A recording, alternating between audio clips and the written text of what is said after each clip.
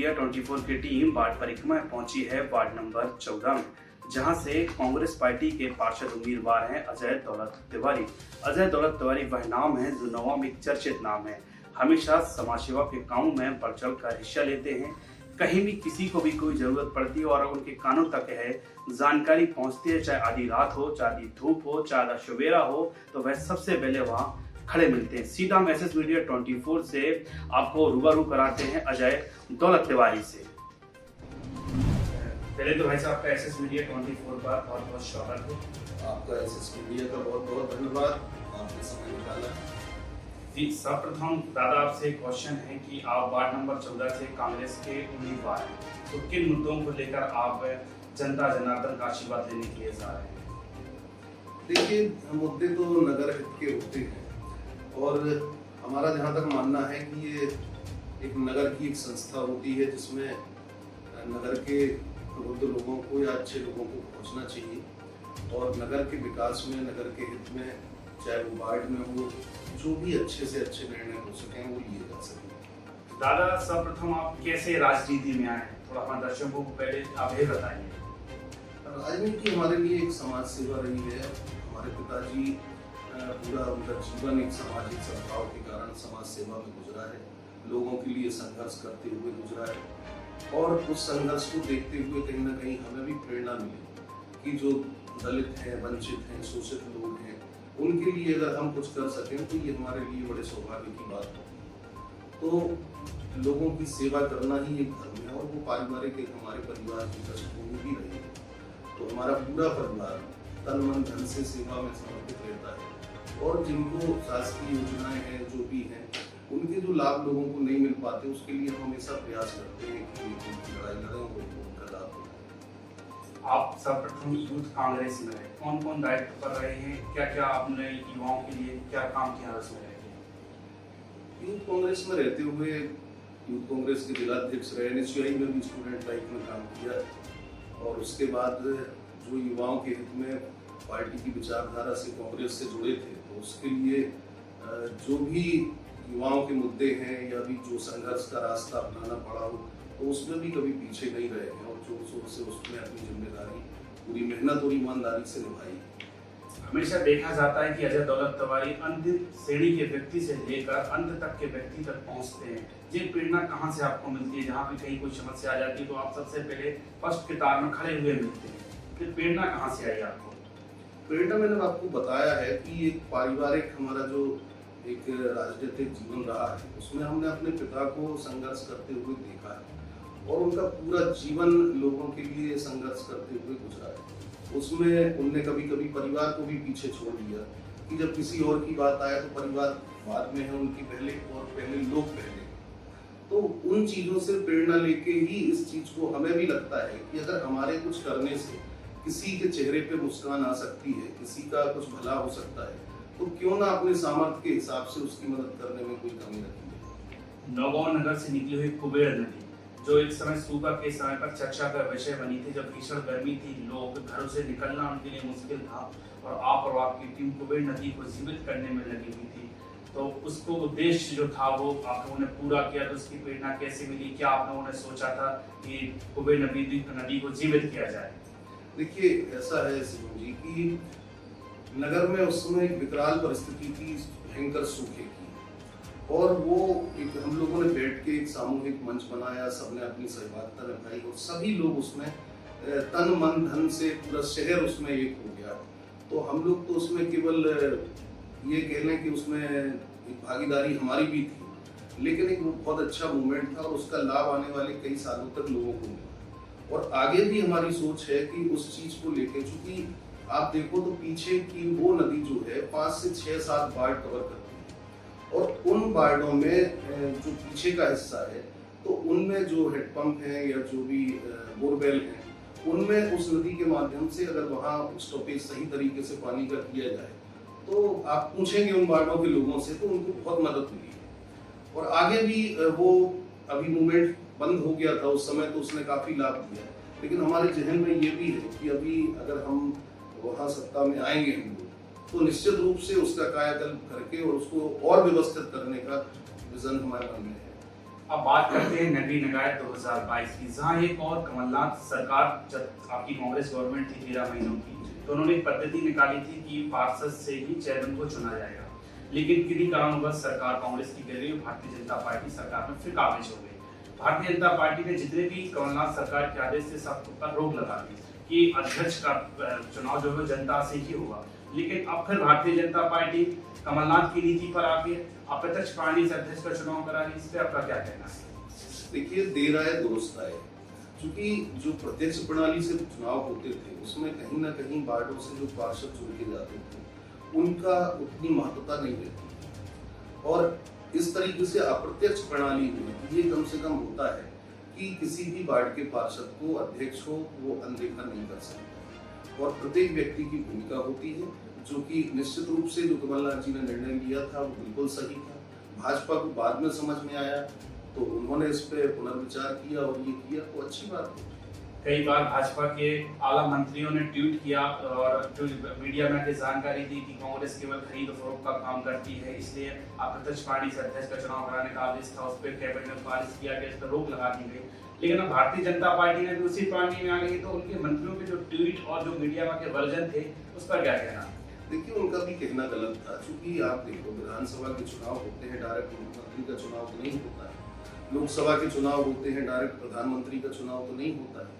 तो अगर उस ये पैमाना तो फिर वहां भी लागू होना चाहिए कि वहां भी खरीद फरोख्त होती होगी। तो उनका कहीं भी ये तारतम्य नहीं जोड़ता है कि वो जो कह रहे हैं उसमें कहीं सच्चाई नजर नहीं आती। ये भी एक, मान लो आप, ये भी एक नगर परिषद भी लोकसभा का ही एक छोटा सा अंग है, उसी प्रणाली पे यहाँ भी चुनाव होते हैं, वैसे ही विधानसभा में होते हैं। तो ये तो तार्किक रूप से बिल्कुल भी सही है। कांग्रेस की आपको नौवां में रीढ़ की हड्डी कहा जाता है। जब कभी कार्यकर्ताओं का सम्मेलन हो या वरिष्ठ नेताओं का आवागमन हो तो आपका जो जोश भरा है उनका स्वागत और उनके साथ एक सहयोग होता है, तो उसमें आप एक अनोखी रूपरेखा रखते हैं। आपने कई बार विधानसभा के पहले यहाँ पर यात्राएं की हैं, बिजली को लेकर, सड़क को लेकर, अन्य समस्याओं को लेकर, तो उसमें आपको जनता जनार्दन का कैसा सहयोग प्राप्त होता था? निश्चित रूप से जब हम जनता के लिए कोई आंदोलन करते हैं तो जनता का प्रेम और स्नेह और पूरा साथ हमें मिलता है। और चूंकि वो कर किसके लिए रहे, कर उन्हीं के लिए रहे, तो जब कोई सही अच्छी चीज के लिए कोई कार्य किया जाए तो निश्चित रूप से पूरा शहर उसमें भागीदार होता है और सबका सहयोग, प्रेम, स्नेह हमें प्राप्त होता है। अब कांग्रेस पार्टी ने आपको नगरीय निकाय 2022 में वार्ड नंबर 14 से प्रत्याशी बना दिया है, तो किन मुद्दों को लेकर आप अपने मतदाताओं के पास जा रहे हैं, उनसे आशीर्वाद दे रहे हैं?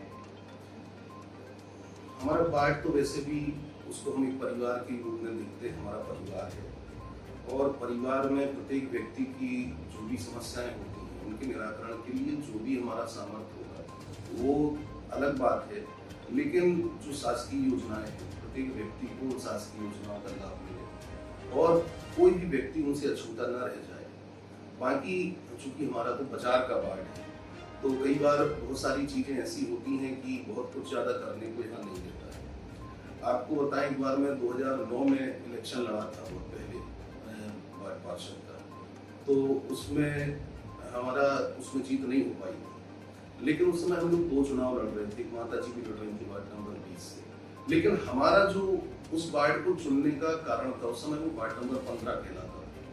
तो वार्ड नंबर 15 में चूंकि बाजार में बहुत कुछ करने को होता नहीं, लेकिन वार्ड नंबर 15 एक नया विकसित वार्ड था और वो नया डेवलपमेंट हो रहा था, नई नई चीजें वहाँ हो रही थी, दूर का वार्ड।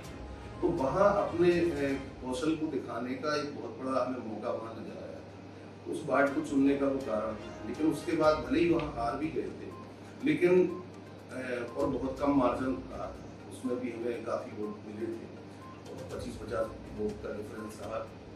लेकिन जब उसके बाद भी हम हारने के बाद लोगों के बीच में गए तो हमें वो अपनी बड़ी जीत इसलिए नजर आई कि वोटों का फासला कोई महत्व नहीं रखता है। उन लोगों ने आंसू निकाल के जब गले से, और वो उस दुख तकलीफ में उन्हें इतना बुरा लगा, मतलब भावभीनी तरीके से जो उनका दिल पसीजा के हमारे हारने से, वो हमारे लिए बहुत बड़ी जीत थी। उनका प्रेम स्नेह जो था तो वो निश्चित सराहनीय हो गया। भारतीय जनता पार्टी की गवर्नमेंट ही मध्य प्रदेश में और केंद्र सरकार में, फिर भी आपने अपनी माता जी को नगरपालिका का उपाध्यक्ष बनाया, तो कैसे आपने समीकरणों पर बिठाया? देखिए, हमारे यहाँ ये छोटा चुनाव है, इसमें नगर में एक तरीके से कहना सब लोग आपस में मिलजुल के रहते हैं। ठीक है, पार्टीगत होता है, सब चीज़ें होती हैं, लेकिन उसके बाद लोगों का प्रेम स्नेह है कि उनको किसी चीज़ को समझाने की आवश्यकता नहीं पड़ती है। वो स्वयं उस चीज़ को समझते हैं कि इस जगह किसको होना चाहिए, तो उनका प्रेम स्नेह मिलता है और उसमें कोई समीकरण की बात रहती ही नहीं। एक समय सोशल मीडिया पर बड़ा दौर चला था कि अजय दौलत तिवारी भारतीय जनता पार्टी में शामिल होने वाले हैं, तो ये क्या था उस समय? फेक न्यूज चल रही थी, कहीं पार्टी के वरिष्ठ भाजपा के जो नेता हैं उनसे आपका संपर्क चल रहा था? नहीं, हमारा देखिए संपर्क तो राजनीति में जितने लोग हैं सभी से मिलना जुलना होता है और ये कई तरीके के रूमर लोग उड़ाए जाते हैं। हमारा बहुत पुराना परिवार है जो कांग्रेस से जुड़ा हुआ परिवार है। अब जब चुनाव में जाते हैं या कुछ भी करते हैं तो लोग अभी मैं देख रहा था कुछ सोशल मीडिया पे लोग भड़काऊ भाषण, भड़काऊ स्टेटमेंट लिख रहे हैं, हिंदू मुस्लिम करके कुछ लिख रहे हैं, लेकिन उनको भी समझना चाहिए इस बात को कि ये शहर बहुत हमारा ऐसा है और यहाँ सब लोग शांतिपूर्वक रहते हैं। इस तरीके के माहौल खराब करने की कोशिश नहीं करें। और बाकी रही बात रूमर्स की, तो वो तो उनका काम है, इसमें सच्चाई नहीं। एक समय आपके साथ हुआ करते थे जिस समय आज भारतीय जनता पार्टी के जो पार्षद के उम्मीदवार आपके सामने खड़े हुए, एक समय आपकी टीम में आपके मित्र हुआ करते थे, तो उनसे आप कैसी फाइट मान रहे हैं अपनी? हमारा परिवार है वो, और आज का परिवार नहीं है, हमारे 50 साल से परिवार से संबंध है, घर के ही लोग हैं। और उसके बाद भी अगर उनको लगता है कि उनको और बेहतर कुछ कर सकते हैं तो लड़ने का अधिकार सबको है, लड़ना चाहिए। और लड़ने के बाद लोगों की सेवा करने का अवसर मिलता है, तो उसमें हम मना करने की कोई बात ही नहीं। वो लड़ रहे हैं, अच्छी बात है, और लड़े। तो यह तो वही बात हो गई ना, कल आपके साथ रहते तो आज लड़ रहे हैं, तो कहीं ना कहीं तो फिर आपको गिले या शिकवे लग रहे होंगे उनसे?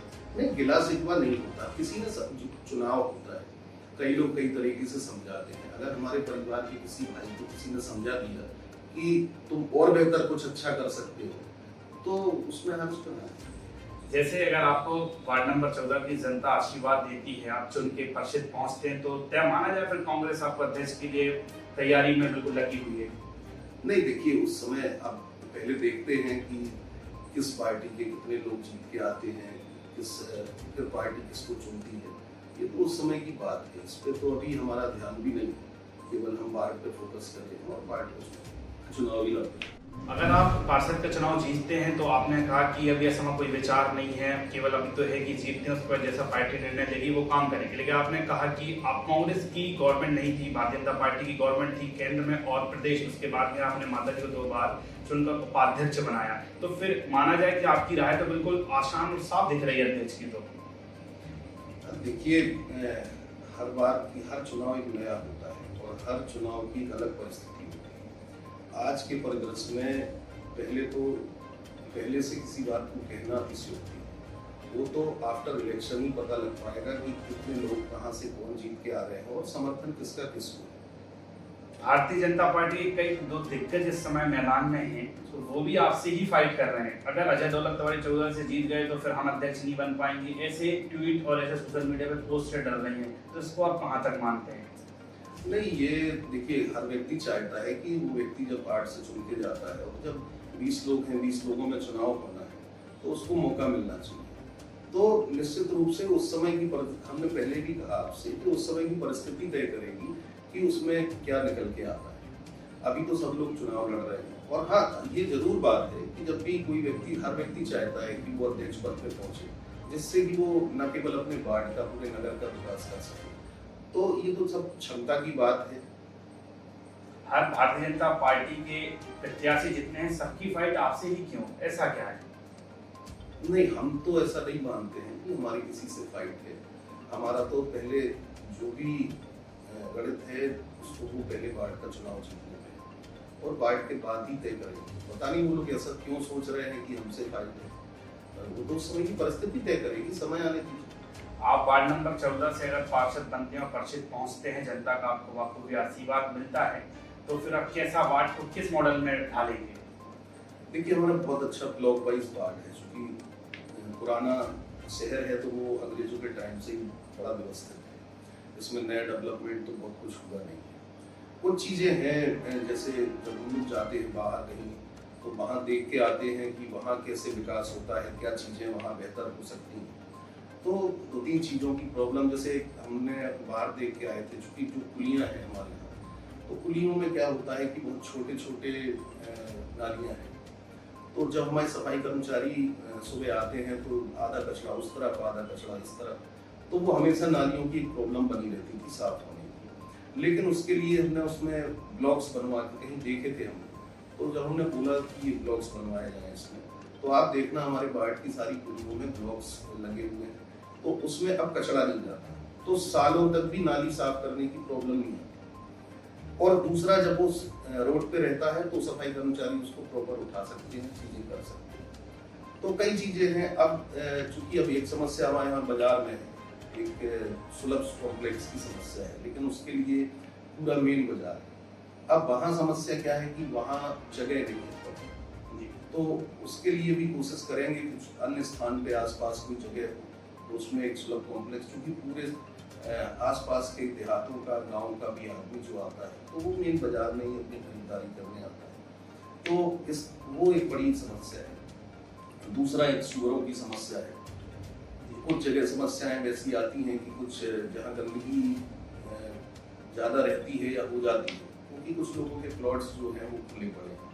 उस खुले प्लॉट्स में एक तो बाढ़वासी भी थोड़ा बहुत कुछ कचरा डाल देते हैं और फिर सुअर आते हैं उसको फैला देते हैं, तो वो आए दिन की एक समस्या है। तो इस पर भी बहुत काम करने की जरूरत है, और चूंकि उनको भी नोटिस दे के प्यार से या समझा के कोशिश करेंगे कि वो अपनी बाउंड्री वाल बना लें, जिससे कि कम से कम उसमें प्रॉपर कोई जा ना पाए और कचरा उसमें ना इकट्ठा हो। बाकी तो शासकीय योजनाएं हैं, वो हमारी जो टीम है प्रॉपर वो काम करती है, मतलब किसी को हमारे पास आने की भी आवश्यकता नहीं रहती है। व्हाट्सएप या कुछ भी मैसेज पे वो अपनी प्रॉब्लम दे देता है, उसको हम फॉरवर्ड कर देते हैं, उसको कर देते हैं। तो ये नगरीय निकाय के चुनाव आ चुके हैं, मतदान 14 जुलाई को हो जाएंगे, लेकिन उसके पहले एक नगर पालिका में आदेश पारित हुआ है संपत्ति कर और जल कर का, जिसमें इतनी मात्रा में पैसे बढ़ा दिए गए हैं कि गाँव की जो जनता है वो परेशान है। इसके पहले में यूथ कांग्रेस के आपके भाई रहे अभय तिवारी जो हैं, उनके द्वारा एक ज्ञापन भी दिया गया था, एसडीएम को दिया गया, नगर पालिका सीएम को दिया गया, लेकिन अभी तक आचार संहिता लग गई, लेकिन उस पर कोई निर्णय हो नहीं पाया। तो क्या अगर आप परिषद में पहुंचे तो आपका मुद्दा जो है प्राथमिकता से उठाया जाएगा जनता के? देखिए, बहुत सारी चीजें ऐसी हैं, चूंकि अभी 2 साल तो शुरू का जो इलेक्शन के होना थे, तो 2 साल तो कोविड के निकल गए, फिर 1 साल ये निकल गया, तो 3 साल डिले चुनाव। उसी समय ये आदेश आया, तो शासकीय आदेश है। लेकिन शायद ऐसा, जहाँ तक मुझे पता है, कि एक जो नगरीय संविदा है उसमें ये प्रावधान है कि नगर परिषद अगर चाहे तो लोगों के हितों के लिए उसमें कमी ला सकती है। तो चूंकि अभी तक तो परिषद नहीं थी, तो शासकीय कर्मचारी शासन की गाइडलाइन की अवहेलना नहीं कर सकते, लेकिन ये परिषद को शायद अधिकार है, तो निश्चित रूप से इसमें हम आपको वादा करते हैं कि नलकर और जो संपत्ति कर है उसमें जनता के हितों को ध्यान में रखते हुए इसको निश्चित रूप से कम कराएंगे। एक और अंतिम सवाल है कि ठेकेदारों के द्वारा लगातार काम नौगांव नगर में विकास कार्य किए जा रहे हैं, जिससे कहीं भी संदेह नहीं है, लेकिन उनमें गुणवत्ता के काम नहीं हो पा रहे हैं। इसके पहले आपको याद हो कि 2021 में फुटपाथ बह गया था, तो क्या अगर आप परिषद में पहुंचेंगे तो क्या इन जो काम चल रहे हैं विकास कार्य के नगरों में उनकी गुणवत्ता को देखा जाएगा? निश्चित रूप से देखा जाएगा। आप देखो, अभी जैसे पहले माता जी वार्ड नंबर 20 से थी, तो उस वार्ड में भी आप जाके देखो तो आपको गुणवत्ता उसमें कहीं कमी नहीं मिलेगी, और जब तक हमारा कार्यकाल रहा। इसके बाद जब यहाँ 2000 वार्ड नंबर 14 का जो कार्यकाल रहा, उसमें भी आप कहीं जाएंगे तो गुणवत्ता में आपको कहीं से कहीं कोई प्रॉब्लम नजर नहीं आएगी। लेकिन अन्य वार्डों की बात, या फिर ये कहो कि इनको कहें हम कि जो अभी 3 साल में जो विकास कार्य हुए हैं, तो निश्चित रूप से उसमें कोई मॉनिटरिंग कमेटी तो थी और सब मनमानी का कार्य हो रहा था, और उसको ना कोई देखने वाला था ना कोई बोलने वाला, तो निश्चित रूप में उसमें कुछ कमियां रही हैं। तो ये संभव नहीं है कि परिषद में आने के बाद आगे विचार नहीं हो पाएगा। इसका तय माना जाए कि अगर आप परिषद में पहुंचेंगे तो जो जो काम है तो आपकी निगाह में चढ़े हुए हैं, तो इनकी जांच कराएंगे आप? निश्चित रूप से न केवल जांच होगी, और जो इसमें दोषी भी हैं उनके खिलाफ भी उसमें एक्शन लिया जाएगा। और रही बात जो कुछ भी कमियां अगर कर्मचारियों की तरफ से देखने को मिलेंगी तो निश्चित रूप से उसमें नौगांव नगर का मात्र एक सामुदायिक स्वास्थ्य केंद्र है जो पानी की में बरसात में भर जाता है। आज तक वहां पर गेट नहीं लग पा रहे हैं, कवर नहीं हो पा रहे हैं, मरीजों को पानी से निकलना पड़ता है, चाहे महिला हो, चाहे बच्चे हो, चाहे लोग हो, तो उन्हें निकलना पड़ता है क्योंकि वो अस्पताल बहुत नीचे धंस चुका है। तो क्या जो आपकी समाज सेवा रहती है, आप परिषद में पहुंचेंगे तो इसकी जो सामुदायिक स्वास्थ्य केंद्र होता है, यूपी का क्षेत्र लगा हुआ है, सबसे ज्यादा मरीज यूपी एमपी के अधिकतर आते हैं। एक तो 30 बेड का मात्र अस्पताल है, भारी मरीज पहुंचते हैं तो जमीन पे लेटते हैं, पट्टी में लेटने के लिए मजबूर रहते हैं और फिर उन्हें उस कीचड़ भरे गंदे नमक पानी से निकलना पड़ता है। इसके लिए क्या पहल रहेगी आपकी? देखिए, वो अस्पताल ऐसा नहीं है एक्चुअली। जो पहले उसका जो वाटर लेवल था वो नीचे था, जब सड़कें बनी तो निश्चित रूप से ऊपर बनी और ये पानी की समस्या काफी सालों से देखने को आ रही है। और जो पुलियां भी बनाई गई वो इतनी हाइट दे दी गई उसकी कि उस कारण से भी प्रॉब्लम है। तो इसके लिए अभी बीच में आपको ध्यान होगा तो हमने उसके लिए भी ज्ञापन भी दिया था और उसकी बात रखी थी। उस समय सामुदायिक स्वास्थ्य केंद्र का एक गेट बंद कर दिया गया था तो लोगों के पास आने जाने का केवल एक ही रास्ता था और बारिश के समय पे वो लोगों को बहुत प्रॉब्लम होती थी और एक्सीडेंटल जोन बन गया था। तो उसमें भी एसडीएम साहब को जब बोला तो उन्होंने उसको पीछे वाला गेट खुलवाया कि कम से कम कोई व्यक्ति वहाँ पीछे से नहीं जा सके। तो अब चूंकि 2-3 साल का कार्यकाल इसी बीच का ये था तो 2-3 साल का ये जो कार्यकाल रहा है ये बिना परिषद के रहा है। आज सैकड़ों की तादाद में लोगों के नामांतरण प्रेगनेंसी बढ़ी है और बहुत सारी अव्यवस्थाएं हैं। तो ये परिषद आने के बाद निश्चित रूप से इस पर काम करेंगे। और जहाँ तक बाढ़ की जो बात कर रहे थे आप, जैसे अभी इस कार्यकाल में देखने आया बहुत सारे ऐसे लोग होते हैं कि व्रत हैं, वो नहीं आ पाते अपनी समस्याओं के लेके नगर पालिका तक नहीं जा पाते या हमारे पास भी नहीं आ पाते। तो उनके लिए भी इस बार सोचा है कि हर 15 दिन में प्रत्येक 4 ब्लॉक हैं हमारे वार्ड में, तो प्रत्येक ब्लॉक में हर 15 दिन में एक हम समस्याओं के समाधान के लिए कैंप भी सोचा है कि वो लगवाएंगे, जिससे कि लोग अपनी समस्या को नगर पालिका तक लेके नहीं जाए, मतलब जो भी समस्या का हल हो वो उनके घर पे ही हो। दादा, हमारी एसएस मीडिया 24 की चैनल से आप क्या अपने वार्ड नंबर 14 के मतदाताओं से अपील करना चाहेंगे? हमारे परिवार के वार्डवासी और हमारे सभी युवा साथी प्रबुद्धजन, उनका हमेशा प्यार इसलिए जो आपका हमें मिला है वो निश्चित रूप से ऐसा मिला है कि वो वार्ड तक सीमित नहीं रहता है, उसकी धमक पूरे शहर में जानी जाती है। तो हमें उम्मीद है कि इस बार भी आप सबका प्रेम इसमें इतनी ताकत से मिलेगा कि वो पूरे 20 वार्ड में एक आइकॉन बन के जाएगा कि हमारे वार्ड में हम जब अपने बच्चे को किसी को अपना समर्थन देते हैं तो इतनी ताकत से देते हैं कि उसकी धमक न केवल पूरे शहर पे जाए बल्कि जिले में भी वो समझ में आए लोगों को कि अगर वार्ड नंबर 14 के लोग किसी को प्रेम करते हैं तो कितनी ताकत से। जी, हमारे बीच में थे वार्ड नंबर 14 से कांग्रेस के प्रत्याशी अजय दौलत तिवारी, जिन्होंने बताया कि किन मुद्दों को लेकर वह काम करेंगे। अगर उन्हें वार्ड नंबर 14 की जनता जनार्दन आशीर्वाद देती है तो निश्चित ही तौर पर एक वार्ड नंबर 14 को विकास मॉडल के रूप में विकसित कर देंगे, क्योंकि लगातार उनका कार्यक्रमों में महानगरों में जाना होता है। महानगरों की तर्ज पे वार्ड नंबर 14 जाना जाएगा। एक मध्य प्रदेश में पहचान बनेगी कि नौगांव नगर पालिका का वार्ड नंबर 14 देखकर आई, इस तर्ज पे वार्ड नंबर 14 का विकास कार्य कराया जाएगा। सर्वप्रथम उन्होंने बताया कि जो यहाँ पर विकास का नगर पालिका के परिषद के कार्यकाल खत्म होने के बाद 2-3 साल में किए गए हैं उन सभी की जांच कराई जाएगी। उसमें जो भी दोषी होगा उसके ऊपर कार्रवाई होगी। किसी भी सूरत पर ऐसे लोगों को नहीं बख्शा जाएगा जिसने नौगांव के विकास के साथ खिलवाड़ किया हो। और रही बात नौगांव सामुदायिक स्वास्थ्य केंद्र, जो मरीज लगातार बरसात में परेशान हो रहे हैं उनको भी जल्द से जल्द निजात मिलेगी। तत्काल ही ऐसी कोई भी प्रक्रिया बनाकर परिषद में बैठकर उसका निर्णय लिया जाएगा, जिससे कि नौगांव सामुदायिक स्वास्थ्य केंद्र में जो मरीज आ रहे हैं वह अच्छे से आ सकें और अपना सुचारू रूप से इलाज करा सकें। नौगांव से एसएस मीडिया 24 के साथ शिवम साहू की रिपोर्ट।